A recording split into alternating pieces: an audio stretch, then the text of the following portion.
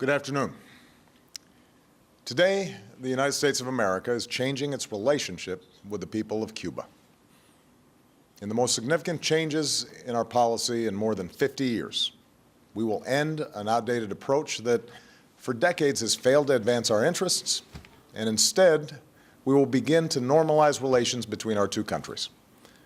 Through these changes, we intend to create more opportunities for the American and Cuban people and begin a new chapter among the nations of the Americas.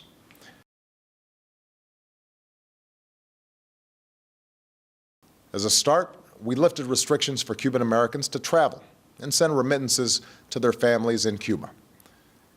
These changes, once controversial, now seem obvious. Cuban Americans have been reunited with their families and are the best possible ambassadors for our values. And through these exchanges, a younger generation of Cuban Americans has increasingly questioned an approach that does more to keep Cuba closed off from an interconnected world. While I've been prepared to take additional steps for some time, a major obstacle stood in our way: the wrongful imprisonment in Cuba of a U.S. citizen and USAID subcontractor, Alan Gross, for 5 years. Over many months, my administration has held discussions with the Cuban government about Alan's case and other aspects of our relationship. His Holiness Pope Francis issued a personal appeal to me and to Cuba's President, Raul Castro, urging us to resolve Alan's case and to address Cuba's interest in the release of 3 Cuban agents who've been jailed in the United States for over 15 years. Today, Alan returned home, reunited with his family at long last.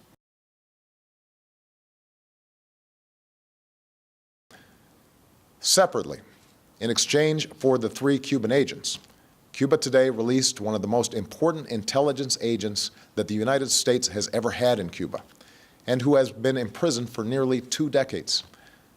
This man, whose sacrifice has been known to only a few, provided America with the information that allowed us to arrest the network of Cuban agents that included the men transferred to Cuba today, as well as other spies in the United States.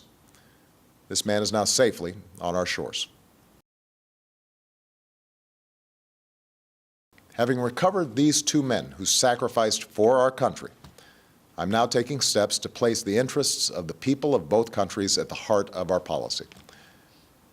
First, I've instructed Secretary Kerry to immediately begin discussions with Cuba to reestablish diplomatic relations that have been severed since January of 1961.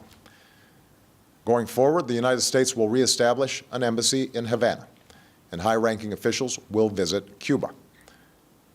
Where we can advance shared interests, we will, on issues like health, migration, counterterrorism, drug trafficking, and disaster response. Second, I've instructed Secretary Kerry to review Cuba's designation as a state sponsor of terrorism. This review will be guided by the facts and the law,